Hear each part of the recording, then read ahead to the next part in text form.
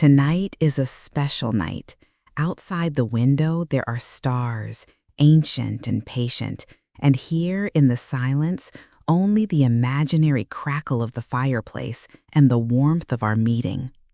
Imagine the vast world of ancient Hellas, where gods and mortals lived side by side, where monsters guarded the entrance to truth, and the path of the hero was not the road of glory, but the road of redemption.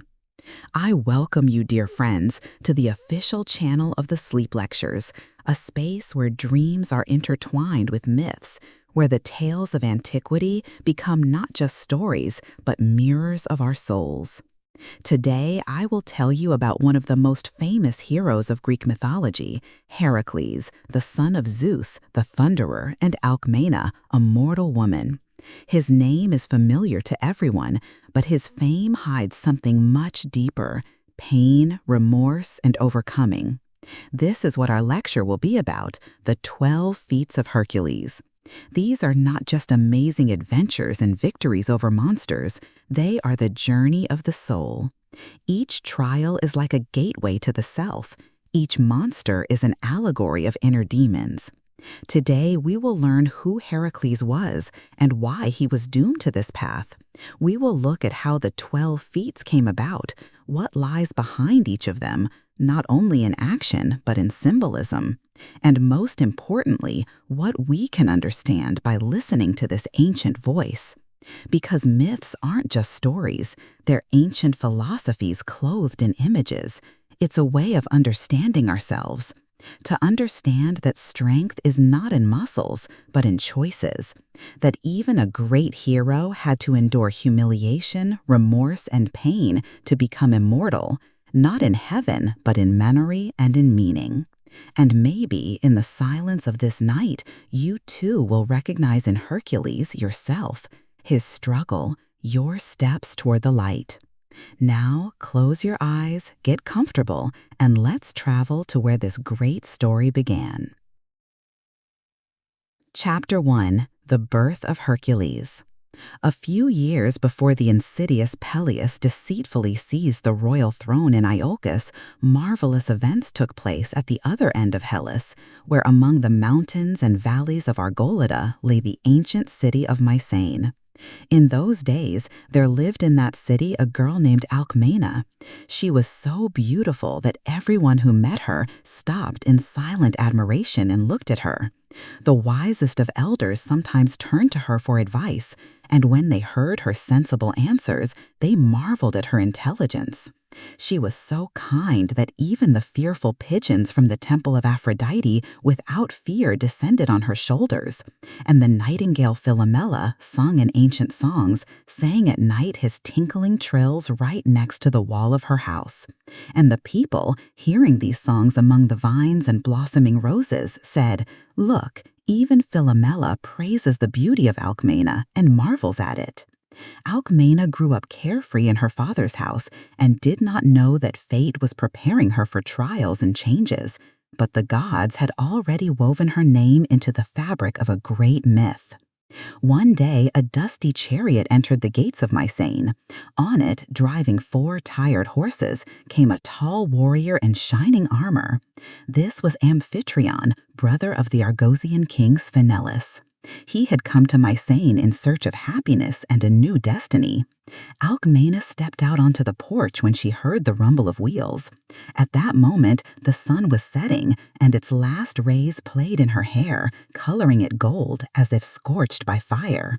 The purple light enveloped her figure, and looking at her, Amphitryon forgot everything in the world. "Where shall I go next, and why?" he thought. "This is my happiness." It was only a few days later that Amphitryon asked Alcmene's father to marry his daughter to him. The old man recognized him as a valiant warrior and did not object. The Mycenaeans celebrated the wedding with fun and noise, and then Amphitryon put his wife in a richly decorated chariot and drove her away from Mycenae. But they did not go to Argos, the city where Amphitryon came from. He was forbidden to return there, for he had inadvertently killed his nephew Electryon, the son of King Sphinelus. The enraged Sthenelus banished him and never wanted to see him again. He mourned bitterly for his dead son and prayed to the gods to grant him a new heir, but they remained silent. So Amphitryon and Alcmene went to Thebes, where Amphitryon's uncle, the wise Creonte, reigned. There the young couple settled. Their life was peaceful and happy. Only one thing darkened Alcmene's heart. Her husband, a passionate hunter, often disappeared for long days, chasing animals in the surrounding forests. Every evening she went to the palace gates, greeting the servants with the booty and hoping to see her tired but beloved husband. And every evening the sunset clothed her again and again in purple like a royal garment. And one day, at that hour, she was seen from the height of Olympus himself, the Lord of the gods. He saw her and loved her at the same moment. Zeus was powerful and formidable, but he was also cunning and sly. He already had a wife, the jealous goddess Hera, but he also desired Alcmene. He appeared to her in dreams, persuaded her to forget her husband, but in vain. Alcmene remained faithful to Amphitryon. Then Zeus resorted to cunning. He ordered all the beasts of Hellas to gather in the Theban forests where Amphitryon was hunting. The hunt seemed endless, the beasts multiplied, and the warrior's passion grew stronger and stronger. Day after day he went deeper into the thicket, forgetting everything. Meanwhile, Zeus took the form of Amphitryon, mounted his chariot, and went to the palace. Alcmene, hearing the familiar clatter of hooves and the clinking of armor, ran out to the porch. She was happy, for she thought her husband had returned. She had been deceived. She had mistaken Zeus for Amphitryon, and the god had shared with her a night full of charms. As time passed, Alcmene was to have a son. When the real Amphitryon returned from the woods in the morning, she was not surprised at all. She was convinced he was already at home. So Zeus's deception remained unsolved. Meanwhile, on Olympus, Zeus had a great idea: to make his son, born of Alcmene, king of Argos. After all, Sthenelus had no heirs. He decided that when the boy came into the world, he would inherit the power. But when Hera learned of this, she became enraged. She hated the unborn child and swore that she would not let him ascend to the throne. She went to Sthenelus and promised that he would have a son, Eurystheus. Unsuspecting, Zeus called a council of the gods and said, "On the day of the next full moon, a boy will be born. The one who appears first will reign in Argos." Hera immediately asked, "And if 2 boys are born, who will be king?" "The first to be born," Zeus replied. "Oh, great Zeus, you often make promises that you then forget. Swear before all the gods that the child who first sees the light on the day of the next full moon will be king of Argos." And Zeus, not knowing the trick, swore an oath. He swore by Olympus, he swore by the river Styx, and even the Thunderer himself could not break such an oath. And then Hera, whose cunning is thinner than the fog over the sea, did not waste a moment. By secret cunning, deceit, unknown even to the gods, she made Zeus's memory blurred. He forgot about the one he loved and about the son to whom he himself had appointed a great destiny. So Heracles, before he was born, lost his divine father. And he lost the throne that had been promised to him by the Lord of Olympus himself. But in return, fate gave him a mortal but honest and fair father, Amphitryon. It was the day of the full moon, the one appointed by fate. Hera, wrapped in her raven-winged cloak, descended to Argos and hastened the birth of Eurystheus, the son of King Sthenelus. He came into the world first. Only an hour later, in the silence of the Theban night, Heracles, son of Zeus and Alcmene, was born. When memory returned to Zeus, everything had already been accomplished. The council of the gods had been convened, and Hera, smiling, reminded everyone of the Thunderer's vow. The firstborn of the full moon will be king of Argos. So Eurystheus, weak and envious, was given power, and Heracles, the one whose strength could move mountains, was overshadowed, subordinate to someone who was not even worthy of serving as a hero. Thus began a great injustice, but it was the beginning of a great journey. Chapter 2: How Heracles Strangled the Serpents. But Zeus could not leave things as they were. He rose up among the gods and said, "Hear me, immortals. I will not break my vow to make Eurystheus king of Argos, but in return I will give Alcmene's son a great destiny. He will become the strongest of mortals, perform 12 great feats, and you gods will make him immortal. That is my decision, Zeus. And woe to him who dares to change my word." He glared menacingly at Hera, but she only lowered her eyes, hiding her thought, "Who knows if he'll accomplish even one feat?" In the back of her mind, she was already plotting how she would weave a web of obstacles. Zeus, sensing her perfidy, summoned Athena, his wise daughter, and ordered her to protect the infant Heracles from the evil that envious hearts might send him. Meanwhile, the boy was sleeping peacefully in the cradle next to his brother Iphicles. They had been born at the same hour, but they were very different. Heracles was strong and noisy, so boisterous from the first day that the cradle had to be fastened to the floor. And Iphicles was quiet and weak, like a shade by a great tree. Night came. Athena, caring for the baby, sent her favorite bird, the wise owl. The owl silently circled over the cradle and flapped its wings over the child, bringing him the gift of reason. But Hera, who had not forgiven Alcmene, decided to destroy the infant. She couldn't allow the son of a mortal to become stronger than her favorite Eurystheus. In the darkness, she descended into the poisonous swamp, chose 2 huge snakes, and, taking cover in the shadows, crept to the house of Amphitryon. To avoid making a mistake, she decided to kill both boys. The night was quiet. The owl flew away at Athena's command. She had to punish the rats who had chewed up the divine yarn. Alcmene, wearied from her cares, slept. The 12 maids assigned to the babies, one by one, dozed off in the darkness. The snakes slowly, silently crawled across the courtyard, up the stone stairs, and reached the cradle. At exactly midnight, Heracles woke up. He sucked his fist and listened. His hearing was as fine as a hunter's from infancy. He heard a rustle, a hiss, and, raising his head, he saw a snake crawling toward him.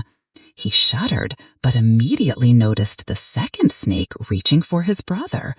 And then, without a moment's hesitation, Heracles grabbed both snakes below the head and began to strangle them.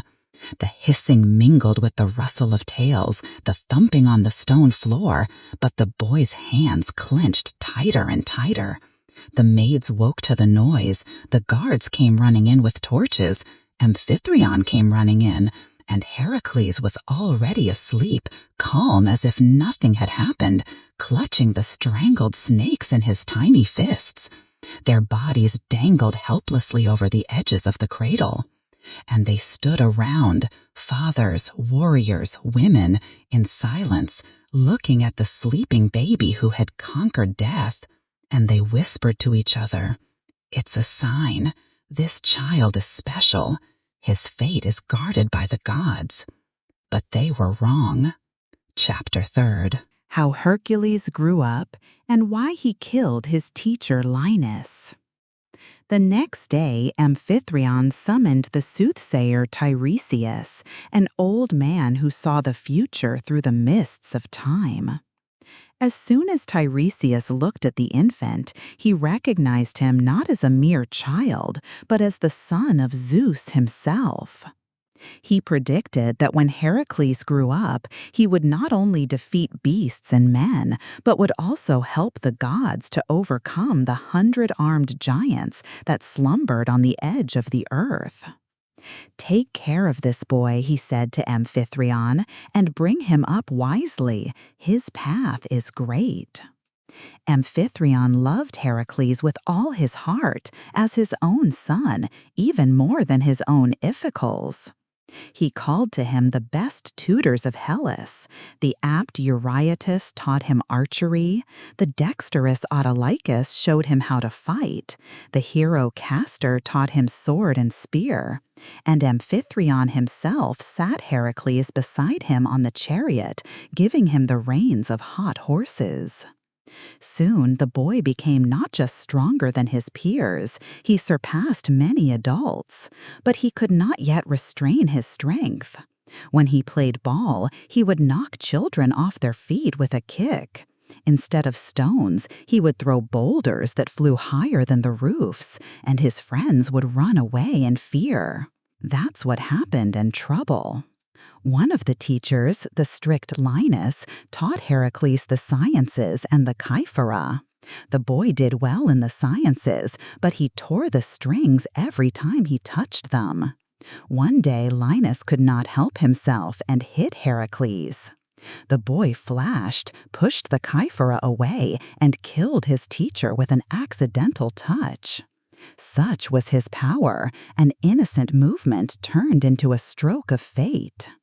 Amphitryon was frightened. He realized that such a gift was both a blessing and a danger.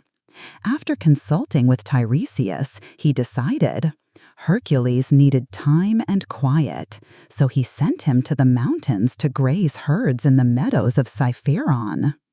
There, among the winds and thorny grasses, the boy was alone with nature. Above his head, rocks and clouds. Underfoot, the grasses tinkle, the river murmuring in the distance.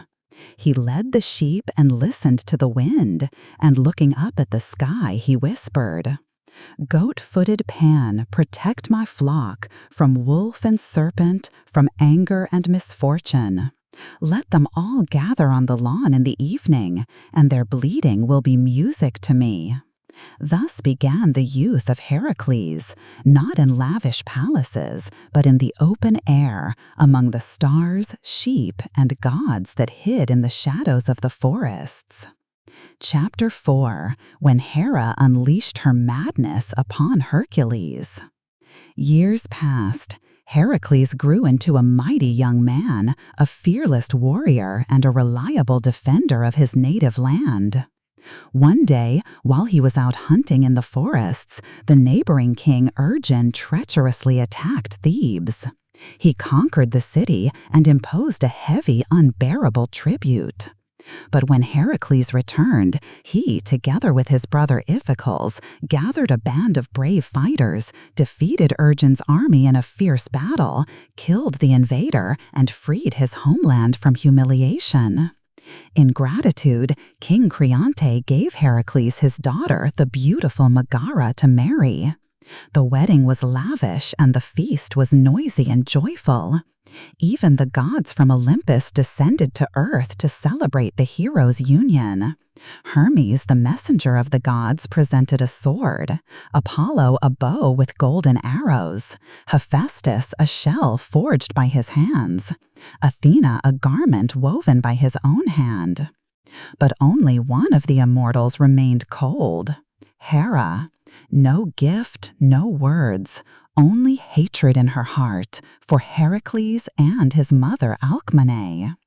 A little time passed, and happiness reigned in the household of Heracles. 2 children were born to him and Megara. Laughter resounded in the palace, and the light of the hearth warmed their souls. But Hera's heart was bursting with envy. She was angry that there was love and peace among mortals, while on Olympus there was enmity and discontent. In the evening, while the children were playing at their father's feet, looking at the skin of the defeated lion, Ata, the goddess of madness, crept into the house. No one heard her footsteps. She approached Heracles and placed an enchanting blindfold over his eyes. The hero's mind went blank. The world swam, distorting into a nightmare. It seemed to him that the children were monsters. The lion skin came to life, roaring. With a wild cry, Heracles jumped up, his eyes bloodshot.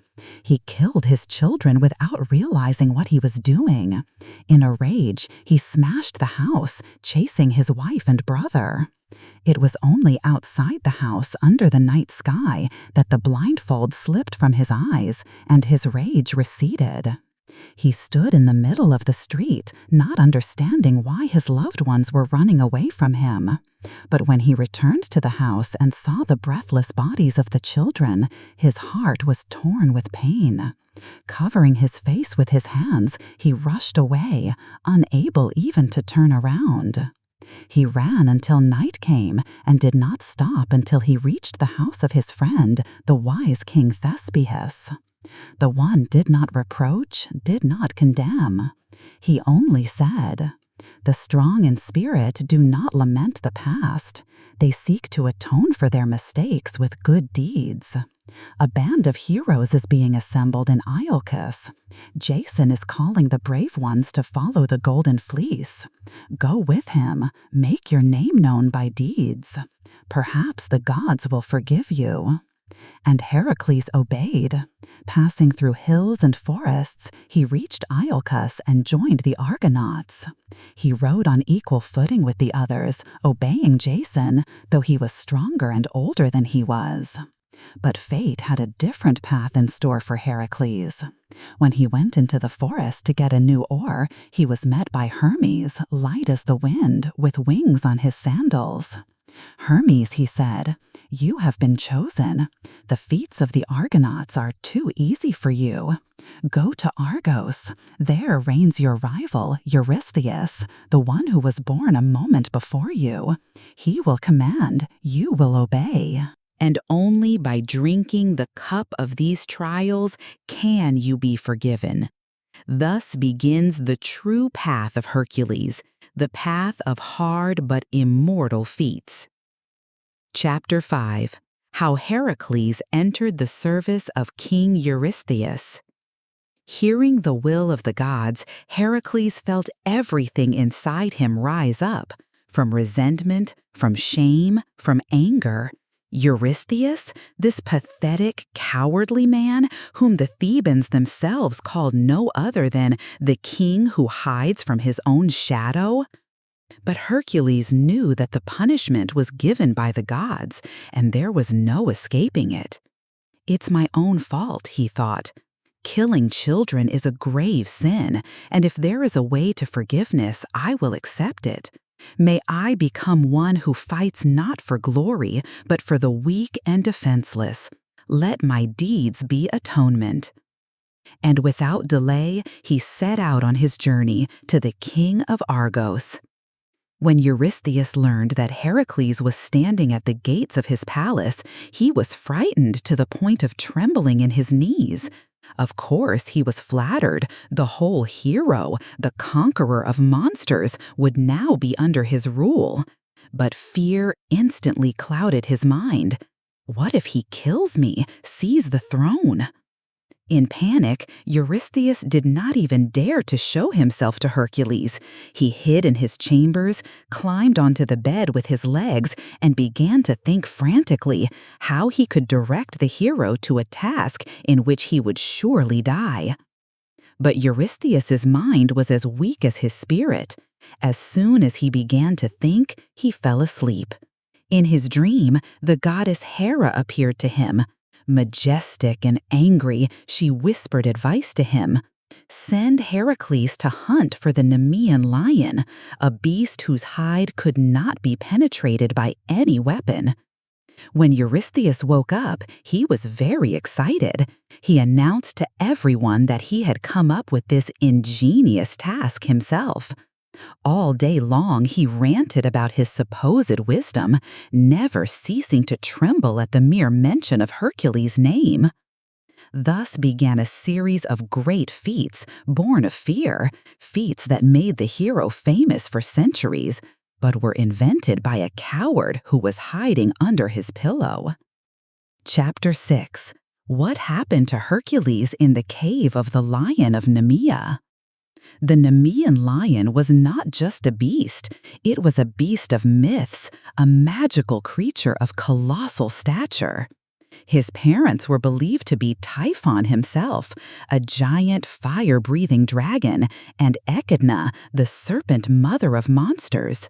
He lived in the Nemean Valley, not far from the village of Cleona, and kept the entire neighborhood in fear. Before going into battle, Heracles deliberately went into the village to find out from the locals how the beasts hunted. He knocked at the humble hut of a poor man named Molarcus, who kindly sheltered the traveler for the night, sharing his last piece of bread and sour wine. But when Molarc heard where his guest was going, he trembled, for fear of the lion was so great. "Don't go there, young man," he pleaded. "This beast is not an easy one. He is a stone-chewing beast, and his lair is enchanted. As long as he is in it, nothing can take him, neither sword nor arrow." Heracles only smiled. "Wait with the sacrifice," he replied. "Give me 30 days. If I don't return, remember me and sacrifice, so that my soul doesn't languish in the kingdom of the dead. But if I return, we will thank Zeus together." And he walked away, leaving the old man's worried look behind him. 29 days passed. Every morning, Molarc went out to the road, hoping to see a familiar cloak. Every evening, he sat on the doorstep, looking out into the dark, moonless night. But Hercules was still gone. On the 30th day, he washed his hands with a heavy sigh and prepared for the sacrifice. At that moment, there came a loud knock at the door. Molarc rushed to open the door, hoping to see the hero, but on the threshold stood a wanderer. He wore a cloak with braided hair, a helmet of unprecedented shape, and a beard like Pan himself. His voice was hoarse. "Molarc, do not rush to sacrifice. I bring you word from Heracles." Frightened, Molarc thought he was facing the forest god himself. He sat silently and listened. The guest lowered himself by the hearth, shading the light. It was almost dark in the hut. "Hercules was shrouded in night as soon as he left your house. He kept looking around, waiting for an attack. But there was no beast. So he plucked an oak tree, trimmed and heavy as iron, and made himself a stick. He held it out to Molarc. He couldn't even lift it. Then Hercules fell asleep. For 10 days and nights he slept in the tree, gaining strength. When he woke up, he saw something like a stone sculpture on the hill, a huge lion. But as soon as he approached, the stone came to life. The lion rose up, roared, and Heracles realized that it was him. He fired an arrow at the eye, but the lion's skin was stone, and even the eye was hidden under his eyelids. The arrow flew away as if it had struck a rock. The second one, the same fate. Then Heracles took off his bow, picked up his stick, and chased after the beast. The lion was gone. The trail led the hero to a mountain cave. It was narrow, damp, cramped. It was impossible to swing. And that's when Hercules felt fear. "Hercules is not afraid," Molarc exclaimed. That's right, but even he froze when he saw 2 glowing green eyes in the darkness. Heracles retreated, but soon drove the beast back into the cave with a fiery branch. The lion fled. The cave had 2 entrances. The beast slipped away and again. So the hero blocked one entrance with stones and built a fire at the other. At dawn, armed with a stick, he went at the enemy. The lion lunged and received a terrible blow to the skull. The stone head cracked. Heracles squeezed the beast's throat and did not let go until it let out its last roar. "Where is Hercules now?" Molarc asked, breathless. The guest laughed, lifted the charcoal, illuminating his face, and Molarc shrieked. Before him stood the hero himself. He had a beard, a lion skin on his shoulders, and instead of a helmet, his grinning face. Together, they offered a thanksgiving sacrifice to Zeus, and Heracles went to Eurystheus. But the king, seeing the lion's head, fled to the palace in terror. He ordered that from now on, Heracles should never bring the booty to the palace, but show it from afar. Heracles shrugged, grinned, and nailed the skull of a Nemean lion over the city gates. But Eurystheus did not sleep that night. He was angry that Hercules had survived. And when he dozed off in the morning, Hera came to him again in a dream. She pointed out to him a new monster, Hydra, sister of the Nemean Lion, living in the poisonous swamp of Lerna. And a new task was given to Hercules. Chapter 7. Battle with the Lernaean Hydra. When Heracles heard the order, he did not say a word, but clenched his fists and immediately began to prepare for a new feat. After a grueling hunt for the Nemean lion, he felt tired, so he decided to reach the Lernaean marshes in the chariot of his stepfather Amphitryon. All that remained was to find a charioteer, but no one wanted to accompany the hero to the ruinous place, about which it was said, "Not even the gods tread there." Only one boy was not afraid. Iolaus, son of Iphicles and nephew of Heracles, volunteered to ride. He was good with horses and could lead the reins with one hand. Seeing such courage, Heracles nodded, "Let him ride." The horses carried them swiftly until the road led to the spring of Anemone. Beyond it was a stinking swamp, lifeless, rusty, with stubby sedges sticking up. The dry reeds whispered in the wind, as if to warn them not to come here. Heracles left Iolaus at the spring, drew his sword, given by Hermes, and stepped into the quicksand. The swamp shook immediately, as if it sensed who had stepped into it. The moss squelched, rainbow bubbles rose from under his feet. One false step, and he fell waist deep. Grabbing a dry tree, Hercules tried to get out, but it cracked in his hands. He almost drowned. Only by a miracle, having found a solid bottom, he shouted to Iolaus. He did not hesitate, tied a stone to the reins and threw it. Heracles caught hold of it, and the horses spurred on, pulled him to the solid ground. Before he could catch his breath, he heard Iolaus shout. The boy trembled, pointing to the reeds. A monster was slithering away. A Lernaean Hydra. 9 heads, snake-like bodies, stinging, hissing, horror. The swamp was trembling. It was impossible to fight here. Hercules began to retreat. With each step, he risked falling again, and the snake was rapidly approaching. When he reached the hard shore, Hydra crawled back to his kingdom without pursuit, confident that the man would not dare to return. Hercules realized, this time we would have to act with stealth. He told Iolaus to go around to the north and set fire to the reeds. He quickly carried out the order. The fire sizzled, crawled across the marsh, and black smoke rose. The Hydra sensed the trouble and crawled ashore. Hercules waited. When the first snakehead touched the ground, he stepped on its neck and severed it with his sword. The others rushed at him. Stings slid across the armor, the snake's body clutching his legs like iron rings. He struck, head after head. But when it came to the last one, the 9th, he realized it was immortal. The blade passed through it without leaving a mark. And then he saw the severed heads grow back, more and more. He fought, but the battle seemed endless. Then Hercules cried out, "Iolaus, fire!" The boy ran up with a flaming branch.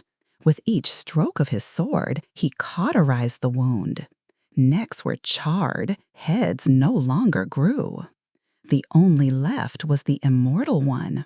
Heracles grabbed her with her hands, squeezed her with the strength of a titan, and piled her with huge boulders. Under the stone pile, powerless, she only hissed in rage. Hercules had soaked his arrows in Hydra's blood, and now they carried death. Picking up the severed heads, he jumped into the chariot. The horses sped forward, carrying the hero away from the stinking swamp. He arrived at Argos, but as always, Eurystheus was frightened. As soon as he saw the monster's head, he squealed and ordered Heracles not to even approach. Let him show everything from the hill, from afar. Heracles grinned, but he didn't say a word. He knew the next battle was at hand, and the task was even more brutal.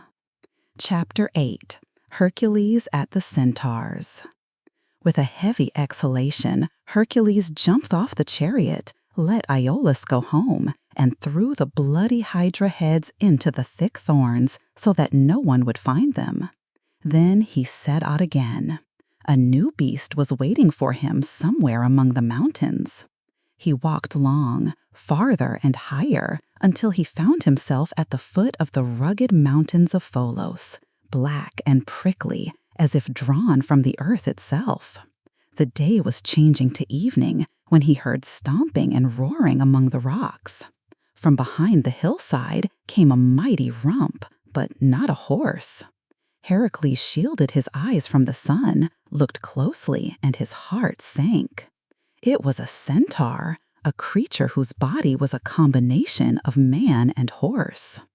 The centaur trumpeted in his palms, and soon the bushes rustled as a herd of similar creatures trotted past the hero. Heracles, surprised, followed them and soon found himself in a clearing where rough huts of boulders and brushwood stood among the oaks. He saw a centaur munching peacefully on leaves near one of them. He waved his tail to ward off the gadflies and did not notice the visitor. Heracles called out to him, but drew his sword just in case. The centaur turned, stood on his haunches, and then snorted affectionately as it drew nearer. He understood speech. His name was Foal, and despite his fierce appearance, he was good-natured. He invited Heracles into the hut and fed him roasted meat. He himself ate raw meat, tearing off pieces from the deer carcass and crunching the bones. He spoke with wonder about the world of men, asked about iron and armor, admired Heracles' sword and armor. When the guest asked for water, Fall only grinned. Why would there be water in the house?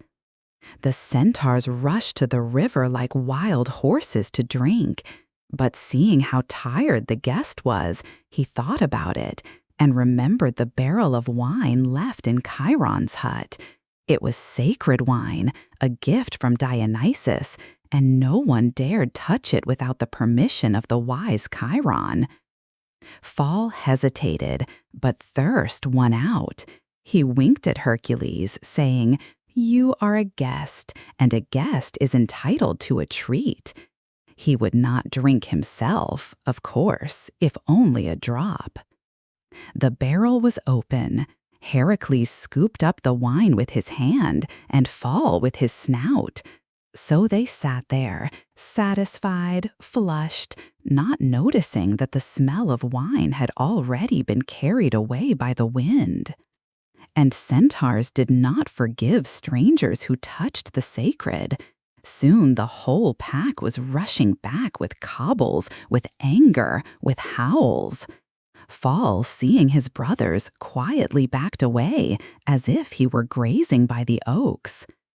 Heracles stepped out onto the porch. He shouted, he exhorted, he reminded them of the ancient laws of hospitality. But the centaurs didn't listen to him. Stones were falling, rattling against the walls. Then he drew his bow. Arrows soaked with Hydra's poison flew one after another. Several centaurs fell. The others, shaken by the invisible death, stopped. But suddenly the arrow struck the wisest, Chiron. Immortal, he screamed in pain, unable to defeat the poison. The other centaurs fled in panic. Heracles chased after them to scare them, not to kill them. When he returned, Fall lay dead. Curiosity had killed him. He had scratched himself on a poisonous arrow while playing with it. Bitterly mourning his simple-minded but hospitable friend, Heracles buried him and went forward again. So he came out to the lands where the Nemean Lion lurked. It looked peaceful. He sat down to rest under an old tree, and suddenly everything stirred. A huge boar with red eyes and hooked fangs came out of the pile of brushwood. He rushed at the hero, but Hercules was quick. He bounced away and took cover behind a mighty oak tree.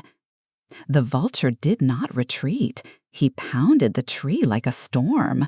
With foam on his fangs, in blood and mud, the trunk cracked and finally collapsed. Hercules had time to dodge, but now he was face to face with the monster. He used the light. Reflecting the sun's rays off the shield, he blinded the beast. The beast howled and ran up the mountain. Heracles followed him, rattling his shield, shouting, scaring him. So they reached the snow-covered summit. There, in the white stillness, Heracles cried out for the last time. The vulture leaped and was stuck in the snow. Heracles covered it with the hide of the Nemean Lion, chained it, and, straining his shoulders, lifted the monstrous carcass. He carried it down to King Eurystheus. Chapter 9. Hercules drives out the Stymphalian birds. When Hercules heard the new task, he thought, "Now I can do it without difficulty. After all, what could be easier than chasing the birds away?" Overjoyed, he traveled to the city of Stymphalus and from there to the deep forest where the monstrous feathered creatures lived. But before he reached the grove, he realized how wrong he had been. The sky trembled with hundreds of clouds of copper birds. They were perched on the branches, hopping on the ground, scurrying through the air, and their cackles were so loud that Hercules' ears rang. When the flock soared into the sky, there was a clang and clang, as if a whole army had raised its swords. And for good reason. The beaks, talons, and feathers of these birds were cast in pure copper. They were not just birds, they were winged arrows. And then Hercules realized that this feat was no easier than the previous ones.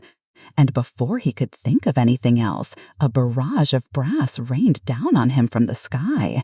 The birds didn't peck, they rained down feathers like deadly rain. One of them flew near him, catching his hair and leaving a glint in the air. Each feather is sharp, as heavy as a spearhead. It could pierce armor. Fortunately, before setting out on his journey, Hercules found his old companion in the oak grove, the skin of the Nemean Lion. He thrust his club into the ground, threw the hide over it, and, lurking under it, began to shoot into the sky. The golden arrows, Apollo's gift, one after another, struck the copper predators. But there were too many of them, and only 12 arrows. When the last golden tip was released, Hercules did not give up. He began to feather the birds themselves, as if turning their weapons against them. He shot accurately, quickly, but each fallen bird was followed by dozens more. And then he realized that he could not win by force. Exhausted, he fell asleep under a lion's skin. In his dream, Athena, the goddess of wisdom, appeared to him, and, as often happens, her advice proved invaluable. "Don't fight the birds," she whispered. "Scare them." When Hercules woke up, he followed the command. In the nearest village, he and the villagers made many wooden ratchets, the kind that children make to chase sparrows. Only these were big, heavy, and rattling, a whole forest of wings and noise. When night came, he set them up in the thicket, under the nests. The wind picked up. The forest groaned with crackling and howling. The noise was so loud that even the ground beneath it shook, and the birds couldn't stand it. Screaming and squawking, frightened of the invisible enemy, they soared into the sky and flew away, far away, to the distant shores of the Euxine Pontus. The forest became quiet again. Hercules picked up some copper birds shot the day before, tied them with their paws, and carried them to King Eurystheus. Chapter 10. How Hercules cleared the stalls of King Augean in one day.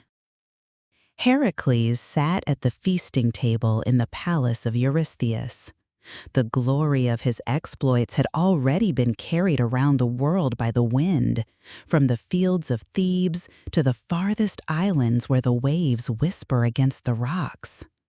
Men have written songs about him, the gods have heeded his name. And the louder this fame sounded, the more jealousy boiled up in Eurystheus' soul. He knew that Heracles feared neither monsters nor darkness, and what's worse, he, the king, felt contempt in the eyes of his great servant. Eurystheus wanted to humiliate him, not with a sword, but with mud, literally. And one day, drunk on a sleeping potion, he saw Hera. And the latter, on the advice of Hermes, the most cunning of the gods, whispered to him a new task: to send Heracles to Ellida, to King Augean, and order him to clean the stalls that had not seen a broom a day in decades. That was the test. Not terrible, but humiliating. For who would sing songs about the one who shoveled the manure? When Heracles heard the order, he burst into flames. Like any young hero, he dreamed of fighting monsters, not shoveling in a barn. But the wise Athena whispered, "And a clean job is a feat, especially if no one dares to do it." Heracles nodded. He remembered that he had once promised himself he would help people.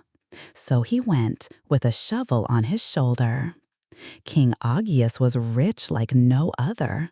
Thousands of bulls lived in his stalls, white as snow, red as blood, and one shining like a star in the night. But no man could get near these beasts. They were wild, and the stalls were covered with rotting dung that stank all around. Heracles walked around the stables 3 times. He listened to the roar of the bulls, explored the valley, looked at the 2 rivers, the Alpheus and the Peneus, that rolled down the mountain range as if in a race. Then he came to Augean and calmly said, "I'll clear the stalls in one day if your shepherds bring out the bulls." There was laughter in the palace, loud as the roar of a herd. The king laughed, the guests rolled on the floor, the soldiers threw their shields, and the slaves fell about.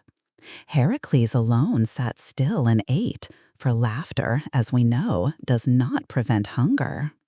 When the laughter subsided, Augean offered a wager. If Heracles succeeded, he would get 1/10 of his herd. And if he loses, he will give him his armor and the skin of the Nemean Lion. The hero agreed. At dawn, he went out into the forest with a shovel and an axe. People looked out of their houses, laughing, pointing their fingers, saying, "Look, Hercules is crazy." But he was silent. By noon, the forest was cut down. Heracles tied the logs together and blocked the river Peneus with them. Then the Alpheus. He built dams. The townspeople stopped laughing. They watched in bewilderment. What is he doing? The sun was slipping toward sunset, and the hero still hadn't started the stalls. Augean shrugged his shoulders, as did the rest of the city, gone mad. But when the last rays touched the ground, the dams opened. The 2 rivers merged into one raging torrent and rushed into the stalls. The water raged, washing away the lingering dirt. What a whole nation could not do in a year, the rivers did in half an hour. Heracles broke the dams, and the waters returned to their banks. When the dust settled, everyone saw that the stalls were shining, cleaner than if the bulls had licked them themselves. People sang about this feat. Mothers told their children. Blind singers praised Heracles at the city gates. But the hero himself was still not calm. He knew this was only step 6, and forgiveness for the children killed in the madness was still a long way off. Augean, amazed but stingy, refused the promised reward. But Heracles did not argue. "Rejoice, king of misers," he said quietly. "I shall return again, and when I have accomplished my 12th feat, you will remember this day," and walked away. Since then, when somewhere is untidy and dirty, people say, "A veritable Augean stables." Chapter 11, the 7th and 8th feats of Hercules. King Eurystheus still hoped to find a case that would break Heracles. He paced the halls of the palace, shadowing from pillar to pillar, devising new tasks for his servant. But every day it became clearer there was no work that the son of Zeus could not do. Then one day he heard the amazing news. Beyond the blue sea, on the island of Crete, reigned Minos, a proud ruler who had dared to disobey Poseidon himself. The god of the sea had once sent him a bull, a beautiful round-headed bull, as if carved from marble. This animal was to be his sacrifice. But Minos, captivated by its beauty, broke his vow. He left the bull in his herd and sacrificed an ordinary calf. And Poseidon did not thunder, but fury. The bull went mad. He ravaged fields, overturned houses, and roared so loud that the rocks shook. No man dared approach. When Eurystheus heard this, he rejoiced. "What a feat," he thought, "and not an easy one. I'll send Hercules there. And to make sure that he does not come back, after Crete, let him go to Thrace to get Diomedes's mares." King Diomedes owned horses that were whispered about even in the most remote taverns. Their necks curved like snakes. Their coats glistened like copper. But they didn't eat hay. They were cannibal horses, raised on human flesh. Every shipwreck off their shores was a feast for the bloodthirsty horses. And Heracles, clutching his club in his hand, threw the skin of the Nemean Lion over his shoulders and set out on his journey. On a light boat he reached Crete, where the people had long ago left the fields and locked themselves in their houses, for the mad bull had inspired such fear. On a deserted road, among black thorny bushes, they met. The bull rushed forward with a roar, but Heracles did not retreat. He grabbed the beast by the horns, pinned it to the ground, and, despite its frenzy and strength, subdued it. After putting on the bridle, Heracles sat on the bull and swam across the sea with it, returning to Eurystheus.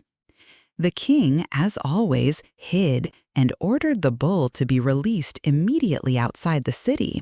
So he rode off, roaring and smashing everything in his path, until he was caught by another hero, the young Theseus. And Hercules was already sailing into the land of Thrace. There, on a cliff above the sea, stood Diomedes' gloomy palace. In the stables, the very mares were waiting for him. He entered without delay, bound the guards, put bridles on the beasts, and led them ashore. But the servants raised the alarm, and Diomedes himself and his soldiers rushed to the sea. A battle broke out. Hercules fought like a whirlwind, one against many. In the heat of battle, he killed Diomedes, gave his body to the horses. And the horses, having satisfied their hunger, were at peace. So he tamed the terrible mares and took them to Eurystheus. But the latter, trembling, ordered them to be released into the mountains. In the wild rocks of Lycaea, they were overtaken by wolves, and only the old singers still remembered in their songs the fearsome horses and the cruel king, whose fate was decided by a single blow of a club. Chapter 12. Hercules in the Kingdom of the Amazons. King Eurystheus was a sullen, petty, and envious man. He hated those who were smarter, braver, and stronger. And Hercules was just that. But there was one joy in the king's life: his daughter, the golden-haired Princess Admeta. She was the only creature for whom he sometimes forgot his grumbling. If she laughed, he smiled. If she cried, the whole courtyard trembled.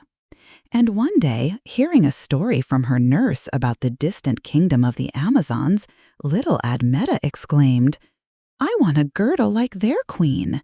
And that was enough. It was the girdle of Queen Hippolyta, not of gold, not of pearls. It was given by the god Ares, the warrior himself. It brought victory, instilled determination, was not a piece of jewelry, but a symbol of strength. And as soon as Admeta said, "I want," Eurystheus sent Heracles again, to the land where men were strangers, to the land of women warriors, to the very mouth of the turbulent Thermodon. It was a long journey across the sea. The sharp noses of the ships cut the waves until at last the capital of the Amazons, the city of Themyscira, grew in the distance. The heroes camped at the foot of its walls, and soon Hippolyta herself came to them, proud and calm, with a clear look and a sword at her hip. Hercules greeted her with reverence. He made no secret of why he had come. He told her everything about the daughter of Eurystheus, about his service, about his promise. And Hippolyta, listening, nodded. "I respect you, son of Zeus," she said. "May this belt be dear to me, but if you are not after war, but a request, I will give it to you. Stay as a guest. In a few days, I will give you what you came for, without a battle." But the goddess Hera had other plans. She did not forgive Heracles for his power, his glory, or the fact that he was the son of her husband, Zeus. That same night, she turned into an Amazon, penetrated the city, and whispered searing words. "Don't believe him. He's not behind the belt. He wants to kidnap your queen." The Amazons are warriors, but still human. They're troubled. They gave in to doubt. They saddled their horses, picked up their spears, and in the darkness they rushed toward the stranger's camp. Hercules met them not with anger, but with regret. But he was a warrior, and when he was attacked, he fought. The swift Aella has fallen. The brave Protoniacaia, who had won 7 battles in a row, died. Melaniabo was captured. The Amazons retreated. Their formation crumbled under the blows of the hero. When the storm subsided, Hippolyta approached Heracles. Silently, sadly, she handed him the belt. "I didn't want blood," Hercules said, "and you were not my target. Why did you believe other people's speeches?" They parted as friends, Hippolyta with bitterness of loss, Hercules with a heavy heart. Hippolyta's belt ended up in Admeta's hands, but she was disappointed. It wasn't made of gold, it didn't sparkle with jewels. It was simple, and only a brave heart could understand its value. That's why nobody noticed how one day he just disappeared. Chapter 13. Geronian's Bulls and the Cunning Giant Kakos. Far away, in that direction where the sun sinks in the evening glow into the boundless waters of the ocean, among the ever-noisy waves lay a deserted island, Eretea. This land was silent and empty. Only occasionally its peace was disturbed by rumbling footsteps as the 3-headed giant Geryon walked through the meadows. His bulls were not simple. huge, crimson red like evening clouds, and mighty as mountains. Geryon cherished them most of all. To make sure that nothing threatened his herd, he entrusted it to an equally fearsome shepherd, the giant Eurythion, who was assisted by the dog Orta, a beast that could swallow 12 lions in one sitting. And it was for these bulls that Heracles was sent by Eurystheus on the day when it was time for the 10th feat. A long journey lay before the hero. He went westward, through the lands of future France, through rough rivers and rugged passes. At last he reached the strait where Africa almost touches Europe. There, on the border of the worlds, Hercules put 2 cliffs, one on each shore. This is how Hercules' pillars appeared, a sign of strength and the limit of the human path. He crossed the sea and came to the stormy ocean. The waves rumbled, tearing the seaweed. The wind whistled in the empty shells, but there was no boat or mast anywhere, nothing to connect this land with the world of men. Heracles sat on the lion's skin, hugging his knees, and gazed into the distance. As the day began to wane, he saw the shining sun in the chariot of Helios descending toward the horizon. Blinded, irritated, he raised his bow and drew the bowstring. Helios, shocked by his insolence, was not offended. On the contrary, he listened to the hero and, recognizing his goal, with a benevolent smile, gave him his celestial boat on which he himself crossed the sea every night. Thus, thanks to the light, Heracles reached the gloomy island. The dog, Ort, was waiting for him on the shore. Growling and foaming, he rushed at the hero. With one blow of his stick, Heracles crushed the monstrous mouth. With the second one, he defeated the giant shepherd. He gathered the bulls and had already driven them to the boat when Geryon himself appeared. He had 3 heads, 3 voices, 3 rages. But even that was not enough against Hercules' 3 arrows. Each one found its own throat. The giant fell. The herd was taken across the ocean. The rook was returned to the sun god. But the way home was no easier. Through mountains, valleys, fields, step by step, Heracles drove his priceless flock. Over the Alps, through snow and rocks, along icy paths where hooves slipped, and only the shepherd's will led the way. When he reached Italy, one evening, exhausted, he drove the oxen into a narrow valley, lay down under the stars, and fell asleep. But was it an ordinary dream? Or was it Morpheus, the hero sent by the goddess with his poppy petals and heavy eyelids? While the hero was sleeping, an uninvited guest appeared in the thicket, the cunning giant Kakos. He didn't attack, he stole. He tied the bulls by their tails and led them backwards to confuse their tracks. And when Hercules woke up, it was too late. Only one calf with a star was left standing. In anger, he rushed in pursuit. He rushed through the forests and mountains until he heard a muffled mooing. He came to a rock. At the bottom was a rubble pile, but the ground in front of the entrance had been trampled away from the cave. And then the hero realized the thief had led the bulls backwards, dragging them backwards. Hercules began to dismantle the rubble. The stones were flying sideways when suddenly there was thunder and a stomp. Kakos himself appeared, roaring, emitting puffs of smoke. He lunged with his sword, but Hercules was faster. He threw a boulder at the giant, and it struck him down like a lightning oak. The bulls were saved, the herd had been rounded up, and nothing prevented the hero from returning home. Eurystheus, having received the magic bulls, did not dare to keep them for himself. He slaughtered them and sacrificed them to Hera. But his heart was again troubled, for there were still 2 more feats to be accomplished. And Heracles went on and on, not knowing fatigue. Chapter 14. The Journey of Hercules for the Golden Apples of Hesperides. Feat after feat, and each next more difficult than the last.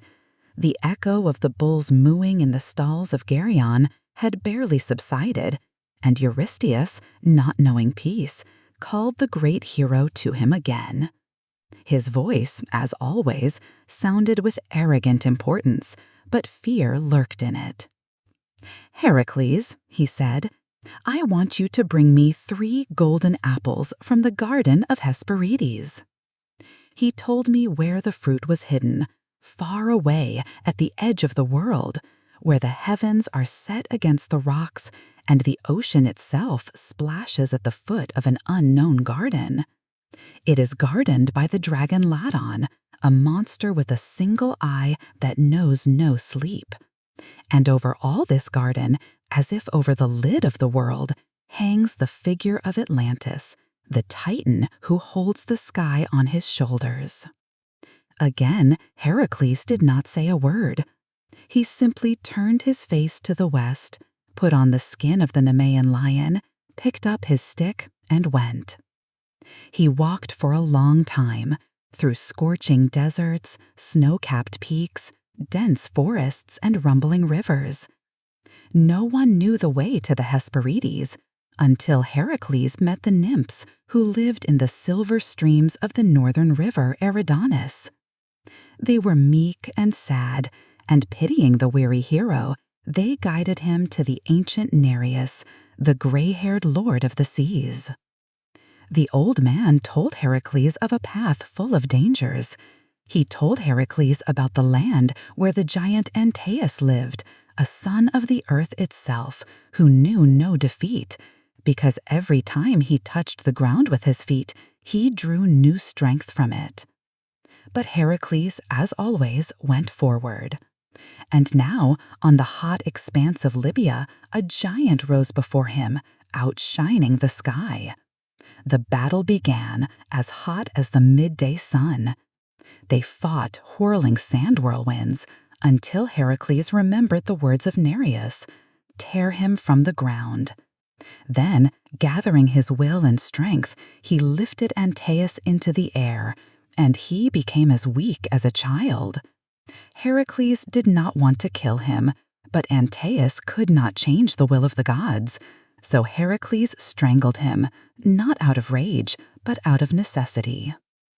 After passing through the giant's country, he finally reached the garden of the Hesperides. The air there was different, heavy with fragrance, cool and eternal as evening. In this garden, the brooks tinkled, the pink lotuses glowed, and the golden-eyed birds floated. Hercules was greeted with reverence by the Vesper sisters, but only Atlantis himself could pick the apples. And so the hero saw the Titan for the first time, bent under the weight of the sky, with veins like tree roots and a gaze tired for centuries. Heracles proposed. He would hold the sky, and Atlantin would pick apples.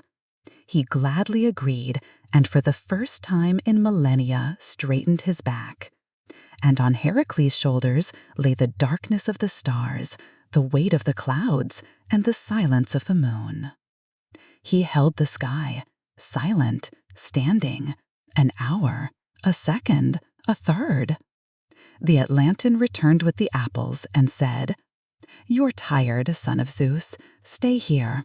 I'll take the fruit to Eurystheus myself." But Heracles, though bent under the weight, did not lose his clarity of mind. He said, "Just give me a little more help, and I'll put a pillow under my shoulders."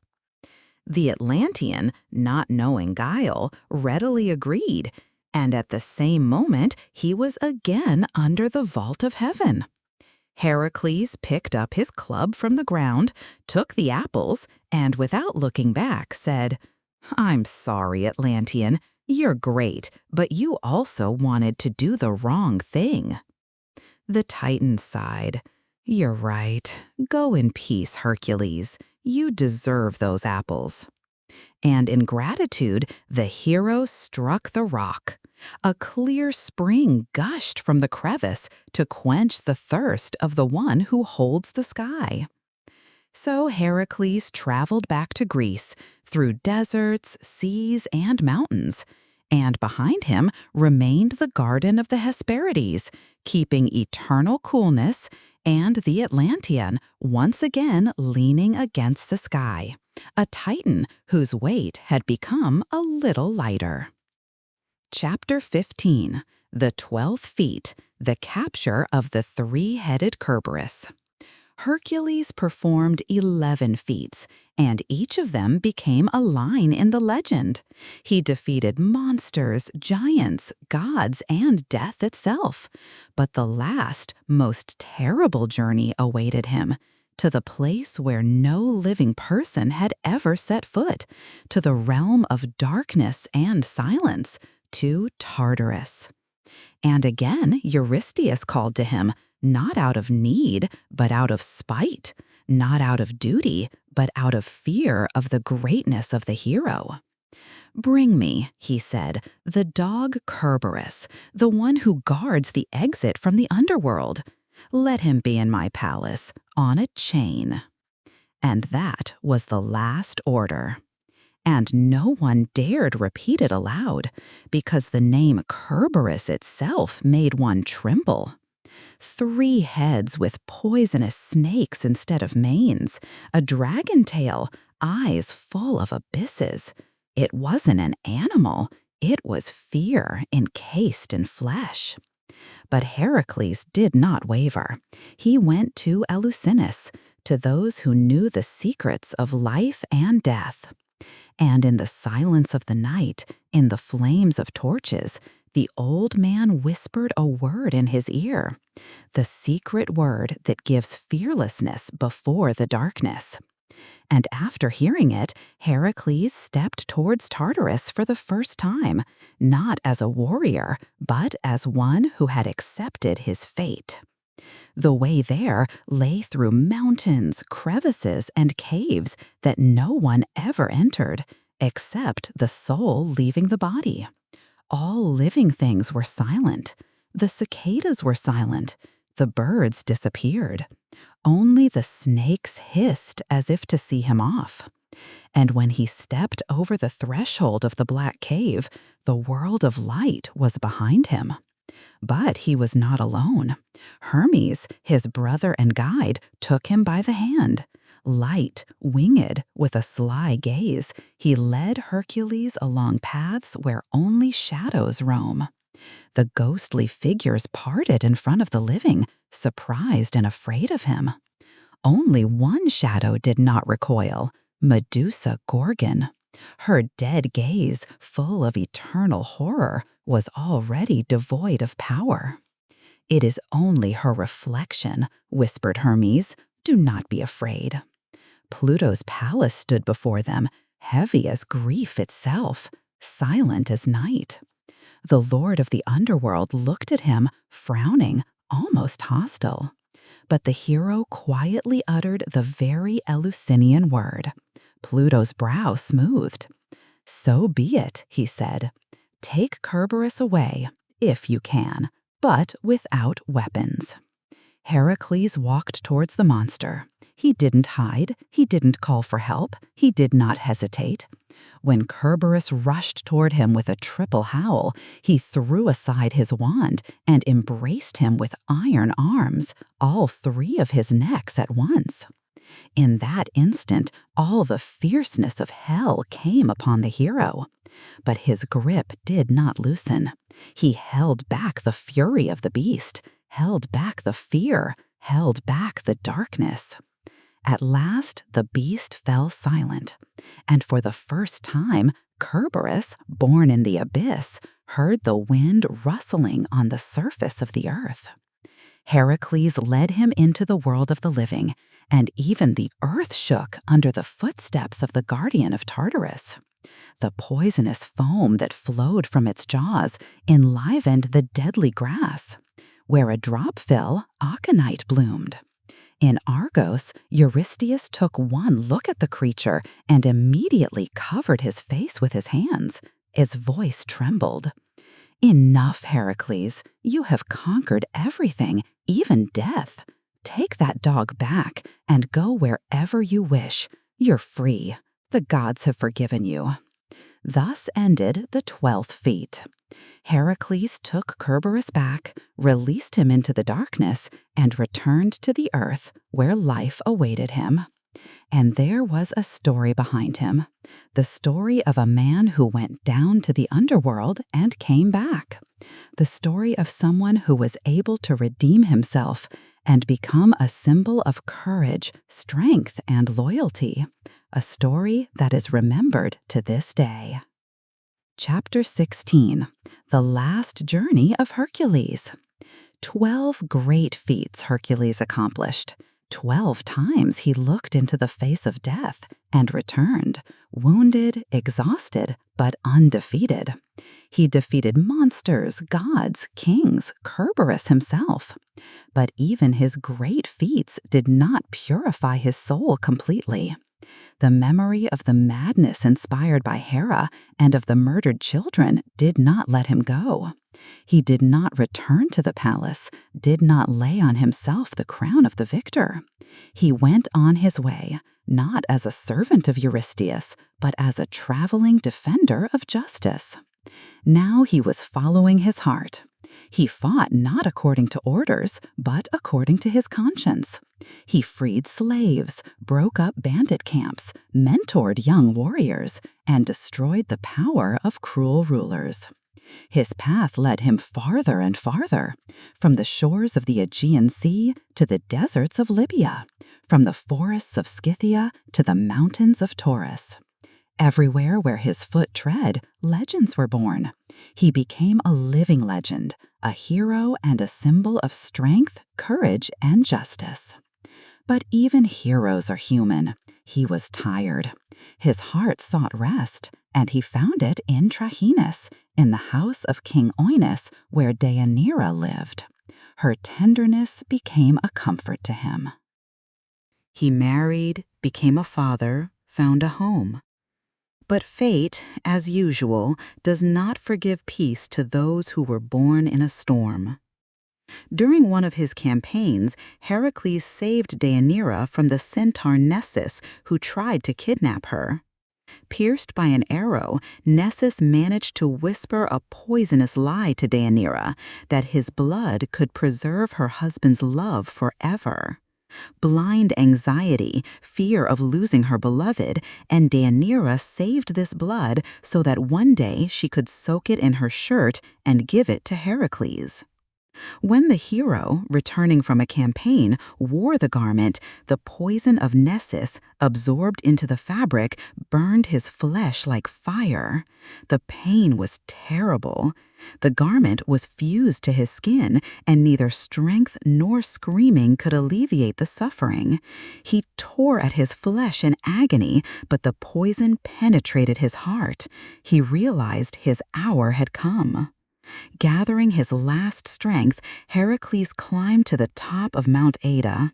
He told them to gather brushwood and laid his body on a pile of wood. Around him stood silent warriors, friends and sons. All were trembling. No one dared raise a hand. Then he called young Philoctetes, the son of his friend. The hero handed him the torch and said, "It's my choice. Let this be the beginning." Tears flowed down the young man's cheeks, but he did his teacher's will. The fire spread to the fire. The flames rose to the sky. And then a miracle happened. Zeus himself, Heracles' father, descended from Olympus. Lightning tore the sky, and not the body, but the soul of Heracles was lifted into the heavenly halls. There, among the immortals, Heracles was accepted as an equal. Even Hera, his enemy, bowed to him.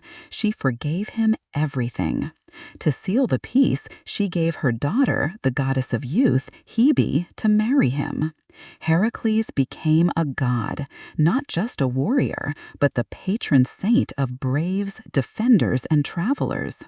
He was prayed to before battle. His name was sworn by. Temples of Heracles appeared all over Hellas, in Asia, in Egypt. He became the personification of human will, the ability to go to the end, even if the whole world is against you. Thus ended his earthly life, but eternity began. He became immortal not only in body, but also in the memory of the peoples. His exploits are not only a tale of strength, but a lesson in courage. For if you go against evil, you follow its path. If you endure pain and do not give up, you carry his spirit. If you fall down and get up, you are worthy of his memory. That was the end, and the beginning of eternity. Chapter 17, Conclusion. The story of Hercules is not just a series of feats. It is the path traveled by a man who has had too much: strength, pain, glory, and loneliness. Each of his trials hides not only a struggle with the monster, but also a quiet conversation with himself, with fate, with the world. When he defeats the Nemean Lion or battles the many-headed Hydra, it is not just a fight against external evil. It's a battle against what's inside each of us: fears, anger, with guilt, memory. He kills not only the monsters, but his pain, one step at a time. His path is full of silence, because the truly strong are always a little silent. They know the value of words. They know how hard it is to rise from defeat. They know that strength is not always in winning, but in moving forward, even if it is hard. Hercules suffers. He is not a saint. He is not blameless. He makes mistakes. He loses. And still he gets up. He keeps going. And that's what it's all about. Being a hero isn't about being perfect. It's about not giving up. He becomes a god not because he defeated Kerberos, but because he went all the way, because he accepted his pain, because he did not ask for forgiveness, but sought it in action, in helping others, in redemption. That was Hercules, and that's why he's still with us, not in the myths, in us. In everyone who struggles through a difficult day, everyone who falls down and rises up, who seeks the light even when it's dark. Maybe you recognize yourself in these stories, in some of your own or your loved one's feats. Maybe you felt that you too are walking a path similar to his. If so, know that you are not alone. My dear friends, thank you for walking this path with me, for listening, thinking, feeling. May your heart be calm. May your sleep be deep.